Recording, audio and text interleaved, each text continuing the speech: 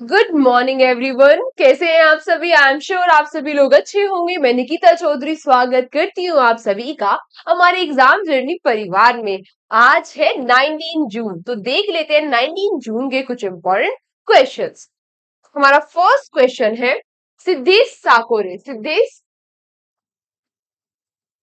Siddesh Sakore, an Indian farmer, has been designated as the land hero by which organization? आपसे पूछ रहा है अभी हाल ही में सिद्धेश साकोरे जी को लैंड हीरो बना दिया गया है और ये किस ऑर्गेनाइजेशन के द्वारा ने बनाया गया है। अच्छा, आपसे ये पूछ रहा है। पहली बात, जो ये सिद्धेश साकोरे जी है, ये हमारे इंडियन फार्मर है और कहाँ से बिलोंग करते हैं? महाराष्ट्र से। कहाँ से बिलोंग करते हैं? इसे छोटा कर देते हैं थोड़ा। ये बिलोंग करते हैं कहाँ से? महाराष्ट्र। कहाँ से बिलोंग करते हैं? महाराष्ट्र से। महाराष्ट्र से ये बिलोंग करते हैं, ठीक बात है। इनको क्या बनाया गया? इनको बनाया गया लैंड हीरो। लैंड हीरो इनको क्यों बनाया गया? क्योंकि इन्होंने कई सारे काम किए हैं लैंड के कंजर्वेशन यानी कि भूमि भूमि के संरक्षण के लिए और नेचुरल फार्मिंग के लिए। इसीलिए इनको क्या बनाया गया? लैंड हीरो बनाया गया। देखो अभी हाल ही में हुआ क्या था, यूएन की एक ऑर्गेनाइजेशन है, यूएन की कौन सी ऑर्गेनाइजेशन है जिसके द्वारा लैंड हीरो बनाया गया? वो है यूएनसीसीडी। यूएनसीसीडी के द्वारा अभी अभी हमने 17 जून को क्या सेलिब्रेट किया था? 17 जून को हमने क्या सेलिब्रेट किया है? क्या सेलिब्रेट किया था हमने 17 जून को? पढ़ाया था ना मैंने, क्या? World desertification and drought day. Drought day. तो world desertification and drought day के उपलक्ष्य में, world desertification and drought day के उपलक्ष्य में यूएन की एक एजेंसी है जिसका नाम है यूएनसीसीडी। यूएनसीसीडी ने 17 जून को world desertification and drought day के उपलक्ष्य में 10 10 लैंड हीरोज बनाए, 10 लैंड हीरोज बनाए। और ये जो प्रोग्राम हो रहा था, ये हो कहा रहा था? ये हो रहा था कहां पर? बोन, जर्मनी में। बोन, जर्मनी में। तो इन 10 हीरो में से, इन 10 लैंड हीरोज में से एक हमारे क्या है? एक भारतीय है जिनका नाम क्या है? जिनका नाम है सिद्धेश साकोरे जी। तो ये न्यूज हमारे लिए काफी इंपॉर्टेंट हो जाती है क्योंकि इन 10 जो लैंड हीरोज बनाए गए उनमें से एक भारतीय है और उनका नाम क्या है? क्या है? सिद्धेश साकोरे जी। आपसे पूछ सकता है कि किससे रिलेटेड है, तो ये किससे रिलेटेड है? एग्रीकल्चर से। अच्छा, यूएनसीसीडी, यूएनसीसीडी क्या होता है? ये होता है United Nation convention to combat desertification. United Nation convention to combat desertification. ये मैंने आपको बता दिया कि सिद्धेश साकोरे जी अच्छा, ये फाउंडर भी है किसके? एग्रो रेंजर्स के। फाउंडर भी है एग्रो रेंजर्स के। कहां से बिलोंग करते हैं? महाराष्ट्र से बिलोंग करते हैं। इनको भी हाल ही में लैंड हीरो बना दिया गया है यूएन की एजेंसी यूएनसीसीडी के द्वारा। किस उपलक्ष्य में? World desertification and drought day के उपलक्ष्य में, जिसको हम सेलिब्रेट करते हैं कब? 17 जून को। जिसको हम सेलिब्रेट करते हैं कब? 17 जून को। आते हैं अपने नेक्स्ट क्वेश्चन पर। रिसेंटली प्रेरणा स्थल इज इनॉग्रेटेड बाय हू? अभी हाल ही में किसके द्वारा प्रेरणा स्थल का इनॉग्रेशन किया गया? तो ये कौन है? कौन है ये है जगदीप धनखड़ जी। और ये कौन है? हमारे वाइस प्रेसिडेंट। कौन है? Vice president. तो ये प्रेरणा स्थल है क्या? देखो, ये प्रेरणा स्थल है कि इसमें ना जितने भी प्रोमिनेंट लीडर्स है, जितने भी प्रोमिनेंट लीडर्स है और फ्रीडम फाइटर्स है, उनकी स्टैचू को एक साथ स्थापित किया जाएगा। एक साथ स्थापित कहाँ किया जाएगा मैम? तो ये किया जाएगा पार्लियामेंट्री हाउस के कॉम्प्लेक्स में। और इसका भी हाल ही में इनॉग्रेशन कर दिया हमारे वाइस प्रेसिडेंट जगदीप धनखड़ जी ने। इसका भी हाल ही में क्या कर दिया गया है? इनॉग्रेशन। और इसका नाम क्या रखा गया? इस स्थल का नाम रखा गया प्रेरणा स्थल। यानी कि वहां इतने सारे फ्रीडम प्रोमिनेंट लीडर और फ्रीडम फाइटर्स की स्टैचू आपको एक जगह देख के क्या मिलेगी? प्रेरणा। तो इसका नाम क्या रखा गया? प्रेरणा स्थल। India will host the first multinational air exercise तरंग शक्ति 2024। It is an exercise of, तो ये किसकी एक्सरसाइज है? लोगो देख के नहीं समझ में आया? किसकी एक्सरसाइज है? ये एक्सरसाइज है किसकी? ये एक्सरसाइज है एयरफोर्स की एक्सरसाइज। और इस बार इसको कौन होस्ट करने वाला है? इसको इंडिया होस्ट करेगा। और एक और चीज इंपॉर्टेंट हो जाती है, क्या है? ये है मल्टी नेशनल एक्सरसाइज। क्या है? Multinational exercise. यानी कि इसमें 2 से ज्यादा कंट्री पार्टिसिपेट करेंगे। तो इसमें कितनी कंट्री पार्टिसिपेट करेंगी? इसमें 10 कंट्रीज पार्टिसिपेट करेंगी और कुछ ऑब्जर्वर कंट्रीज भी आएंगी। ये कितने? ये 2 फेजेस में कंडक्ट कराई जाएगी। और अभी ये लगभग अगस्त में स्टार्ट होगी, लेकिन अभी इसके लिए इंडिया होस्ट बन गया है, अनाउंसमेंट हो गई है, तो ये हमारे लिए इंपॉर्टेंट हो जाता है। अच्छा, आप लोग मुझे ये बता दो, अभी हाल ही में मैंने आपको पढ़ा था ना जिमेक्स, ये एक्सरसाइज किसके बीच में होती है, किसके बीच में होती है? जी से क्या, जापान और इंडिया की एक्सरसाइज है। अच्छा, आप लोग चलो फिर ये तो बता ही दोगी इसमें हमारे किस शिप ने पार्टिसिपेट किया, ये तो आप लोग मुझे बताओगे। अच्छा, रिम्पेक एक्सरसाइज किसकी होती है? तो रिम्पेक एक्सरसाइज में क्या है, मैंने बताया था ना, एक मल्टीनेशनल एक्सरसाइज है और यूएसए होस्ट कर रहा है। अरे, और यूएसए होस्ट कर रहा है कहाँ, हवाई आइलैंड पे, तो ये कौन होस्ट कर रहा है, यूएसए। अच्छा, हिंट दूं, जिस शिप ने इस एक्सरसाइज में पार्टिसिपेट किया था उसी ने इस एक्सरसाइज में पार्टिसिपेट किया था। अब तो क्या कह रही हूँ मैम, कुछ कुछ तो याद आ गया, बस नाम थोड़ा थोड़ा सा दिमाग से फिसल रहा है कि कुछ तो था, कुछ तो था, शिव जी से रिलेटेड था, है ऐसा कुछ कह रहे हो, तो क्या नाम था उसका? INS, INS Shivalik. तो हमारे आईएनएस शिवालिक ने पार्टिसिपेट किया है जिमेक्स और रिम्पेक्स दोनों एक्सरसाइज में। और जो ये रिम्पेक्स एक्सरसाइज है ये भी एक मल्टीनेशनल एक्सरसाइज है। रेड फ्लैग एक्सरसाइज, जो रेड फ्लैग एक्सरसाइज है ये भी यूएसए ने होस्ट करी है और ये भी एक मल्टीनेशनल एक्सरसाइज है। अच्छा, कुछ और एक्सरसाइज अगर हम देखें तो एक्सरसाइज 10 क्लिक, ये किसके बीच में होती है, इंडिया और उज्बेकिस्तान के। ये मैं आपको वो बता रही हूँ जो भी हाल फिलहाल में हुई है, ठीक है। एक्सरसाइज 10 क्लिक किसके बीच में होती है, इंडिया और उज्बेकिस्तान में। एक्सरसाइज शक्ति,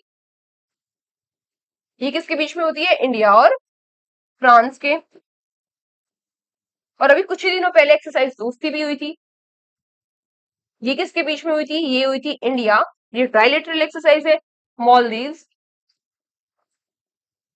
और श्रीलंका के बीच में, और श्रीलंका के बीच में ये एक्सरसाइज हुई थी। अच्छा, जो हमारी तरंग शक्ति एक्सरसाइज है ये किस कौन सी एक्सरसाइज हो जाती है, ये एयरफोर्स की एक्सरसाइज होती है, इसमें 10 कंट्री पार्टिसिपेट करेंगी, 2 फेज में होंगी।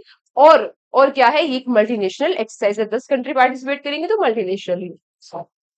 नेक्स्ट क्वेश्चन क्या कह रहा है, recently which organisation has awarded risk manager of the year award. अभी हाल ही में किस ऑर्गेनाइजेशन को risk manager of the year award 2024 दिया गया, तो किसको दिया गया, किसका लोगो है, लिखा हुआ भी है, किसका है, RBI, reserve bank of India को ये अवार्ड दिया गया। अच्छा, आरबीआई को किसके द्वारा गया, तो ये दिया गया सेंट्रल बैंकिंग के द्वारा। कहां पर है, ये लंदन यूके में है, ये कहाँ है, लंदन यूके में है। अभी क्यों दिया गया, ये इसलिए दिया गया क्योंकि जो आरबीआई है उसने रिस्क, जो आरबीआई है उसने इम्प्रूव करा है जो उसका कल्चर था रिस्क का, रिस्क अवेयरनेस का। आरबीआई की तरफ से आरबीआई की तरफ से इस अवार्ड को रिसीव किसने किया, तो ये किया मनोरंजन मिश्रा ने, मनोरंजन मिश्रा ने आरबीआई के बिहाफ पे इन्होंने इस अवार्ड को रिसीव किया। अच्छा, हम आरबीआई के अगर बारे में बात करें तो आरबीआई क्या होता है, reserve bank of India, reserve bank of India. कब स्टैब्लिश हुआ था, 1 अप्रैल 1935 को। इसका नेशनलाइजेशन कब हुआ था, इसका नेशनलाइजेशन कब हुआ था, नेशनलाइजेशन कब हुआ था, तो नेशनलाइजेशन हुआ था 1 जनवरी 1949 को।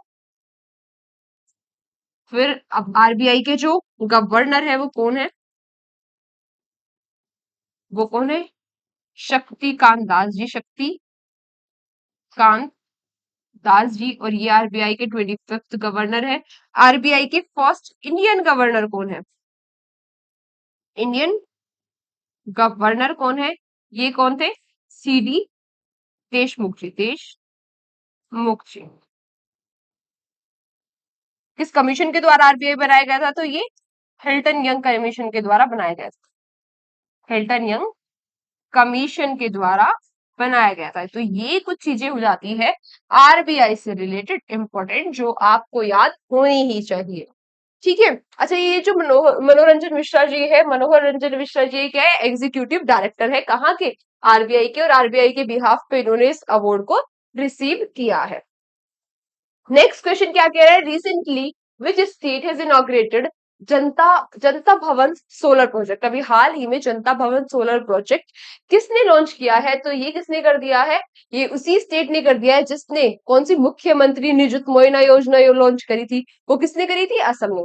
अच्छा, मध्य प्रदेश की भी एक योजना पड़ी थी हमने, क्या कि मैंने बताया था ना, आर्ट स्पिरिचुअल कैपिटल्स को एक साथ जोड़ दिया। कौन सी योजना थी वो? PM, PM Shri tourism air service,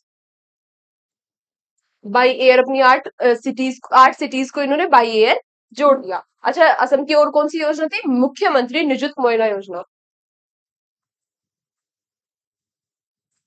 Nijut Moina योजना, ये भी किसकी थी?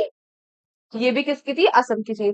और तमिलनाडु की क्या थी? मुख्यमंत्री मन्यूर मन्यूर कत्थु मन्यूर मन्यूर कप्पुम, ये योजना किसकी थी? ये तमिलनाडु की थी। अच्छा, हम बात किसके बारे में कर रहे थे? जनता भवन सोलर प्रोजेक्ट के बारे में। और ये भी किसने लॉन्च कर दिया है? ये लॉन्च कर दिया है किसने? असम ने। असम के सीएम, असम के जो सीएम है विश्व शर्मा जी ने। हेमंत विश्व शर्मा जी ने इस प्रोजेक्ट को लॉन्च कर दिया है। इस प्रोजेक्ट में इनका टारगेट क्या है? इनका टारगेट है 2.5 मेगावाट की पावर जनरेशन कैपेसिटी की ग्रिड को बनाना। किसके लिए? टू प्रोड्यूस इलेक्ट्रिसिटी, इलेक्ट्रिसिटी के बनाने के लिए इनका ये क्या हो गया? इनका ये क्या है? इसमें टारगेट है। अच्छा, एक और चीज हो जाती है यहाँ पे, जो असम की सेक्रेटरीट कॉम्प्लेक्स है, ये फर्स्ट सिविलियन सेक्रेटरीट कॉम्प्लेक्स बन गया है, जो कंप्लीटली डिपेंड करता है किस पे? सोलर जनरेटेड इलेक्ट्रिसिटी पे। यानी कि जो सोलर पावर के द्वारा इलेक्ट्रिसिटी बनाई जाती है, वो कंप्लीटली उस पे क्या करता है? रिले करता है, यानी कि डिपेंड करता है। नेक्स्ट क्वेश्चन क्या पूछ रहा है आपसे? Recently which country has joint China's Chang'e 7 mission to build hyperspectral camera? अभी हाल ही में किसने हाइपर स्पेक्टिकल कैमरा बनाया है, ज्वाइन किया है चाइना के चेंग ई 7 मिशन को? तो ये किसने किया है? ये इजिप्ट और बहरीन, इन दोनों ने किया है। अब ये है क्या, एक बार इसके बारे में देख लेते हैं। तो ये जो चेंग ई 7 मिशन है, ये चाइना का एक लीडर मिशन है, जिसका एम है, क्या एम है इसका? वाटर आइस ढूंढना मून के साउथ पोल पर। और ये कब जाएगा? 2026 में ये जाएगा। अब ये जो कैमरा है, ये कैमरा क्या करेगा? ये तो एक तो इमेज लेगा और एनालाइज करेगा ल्यूनर सरफेस पे जो मटेरियल्स है, उनकी इमेज लेगा और उनको एनालाइज करेगा। सरफेस के साथ साथ ये पोलर रीजन्स पर भी सेम काम करने वाला है। अच्छा, मैंने आपको बताया था ना अभी कल कुछ ही दिन पहले चेंग ई 6 मिशन के बारे में बताया था ना, ये भी किसका था? चाइना का। किसका? चाइना का था। और ये कहाँ पहुंच गया था? फार साइड ऑफ मून। और ये फार साइड ऑफ मून पर पहुंचने वाला क्या बन गया था? First mission. और चाइना क्या बन गया था? First country. वैसे दूसरी, यही सेम मिशन दूसरी बार जा रहा था। नेक्स्ट क्वेश्चन क्या कह रहे हैं? Where was the Indian IORA tourism conference 2024 being organised? तो IORA टूरिज्म कॉन्फ्रेंस कहां पर होगी? ये होगी कहां पर? ये तो होगी न्यू दिल्ली में। अब देख लेते हैं कि मैम ये है क्या? ये है क्या? ये IORA क्या है? ये है इंडियन ओशन रिम एसोसिएशन। क्या है? Indian ocean rim association. ये 1997 में बनाई गई थी। इसमें 23 क्या है? कंट्रीज है। इसमें 23 क्या है? यानी कि जो इंडियन ओशन की 23 कंट्रीज इसका मेंबर है। इंडियन ओशन की 23 कंट्रीज क्या है? इसका मेंबर है। और अभी करंट चेयरमैनशिप इसकी किसके पास है? चेयरमैनशिप किसके पास है? श्रीलंका के पास। और ये 2023 से 2025 तक किसके पास ही रहने वाली है? श्रीलंका के पास ही रहने वाली है। और इसकी जो एक टूरिज्म कॉन्फ्रेंस है, आई इंडियन IORC की टूरिज्म कॉन्फ्रेंस कौन होस्ट कर रहा है? ये हमारा भारत होस्ट कर रहा है। कहां पर? न्यू दिल्ली में होस्ट कर रहा है। एक और चीज यहाँ पे IORA के बारे में अगर हम पढ़ ही रहे तो ये फैक्ट भी इंपॉर्टेंट हो जाता है कि 2015 में IOR ने ऑब्जर्वर की तरह ज्वाइन किया था UN जनरल असेंबली को और अफ्रीकन यूनियन को। नेक्स्ट क्वेश्चन कह रहा है, according to the household consumption expenditure survey, which state consume the most milk and milk related product? कौन सा स्टेट है जो सबसे ज्यादा मिल्क और मिल्क रिलेटेड जो प्रोडक्ट्स है उनका कंजम्पशन करता है? तो इस सर्वे के अकॉर्डिंग ये कौन सा स्टेट है? ये स्टेट है कौन सा? हरियाणा। हरियाणा सबसे ज्यादा मिल्क और मिल्क रिलेटेड जो प्रोडक्ट्स होते हैं उनका क्या करता है? कंजम्पशन करता है। अच्छा, ये एक बार रिपोर्ट के बारे में इसमें देख लेते हैं, ये है क्या? तो ये जो हाउस होल्ड कॉम्प्लेक्स एक्सपेंडिचर सर्वे है, यानी कि HCES है, ये क्या करता है? ये डेटा कलेक्ट करता है हाउस होल्ड से। ये डेटा कलेक्ट करता है हाउस होल्ड से, हाउस होल्ड की वो कितना कंज्यूम कर रहे हैं गुड एंड सर्विसेज को, उनका डेटा क्या करता है? ये कलेक्ट करता है। ये किसके अंडर आता है? ये सर्वे किसने करवाया है? तो ये करवाया है national sample survey office NSSO ने। और ये किसके अंडर आता है? ये आता है ministry of statistical and programme implementation के अंडर आता है। ठीक है, आते हैं अपने नेक्स्ट क्वेश्चन पर। Recently India has started the first direct flight with which country? अभी हाल ही में इंडिया ने अपनी पहली डायरेक्ट फ्लाइट किस कंट्री के साथ स्टार्ट की है? तो ये कर दी है किसके साथ? कंबोडिया के साथ। किसके? कंबोडिया के साथ। ये फ्लाइट कौन सी फ्लाइट है? ये कंबोडिया की अंकोर एयर फ्लाइट है, एयर फ्लाइट है। और ये कहां चलेगी? ये कंबोडिया की कैपिटल फिनोम पेन से हमारी न्यू दिल्ली तक चलेगी। फर्स्ट फ्लाइट कब थी? फर्स्ट फ्लाइट थी 16 जून की। ये करेगी क्या? अच्छा, एक तो ये हेरिटेज को डिस्कवरी करेगी, शेयर करने के लिए हेरिटेज को, इकोनॉमी को भी बूस्ट करेगी और अपॉर्चुनिटी बढ़ाएगी। किसकी? टूरिज्म बिजनेस की अपॉर्चुनिटीज भी ये बढ़ाएगी। आज की क्लास यहीं तक थी। Thank you so much everyone हमारे साथ सेशन में एंड तक बने रहने के लिए। और अभी आखिरी में आप सभी लोगों के लिए एक line, the key of success is The key of success is to focus on goal, not on obstacle. क्या कहा? The key of success is to focus on goals, not on obstacles.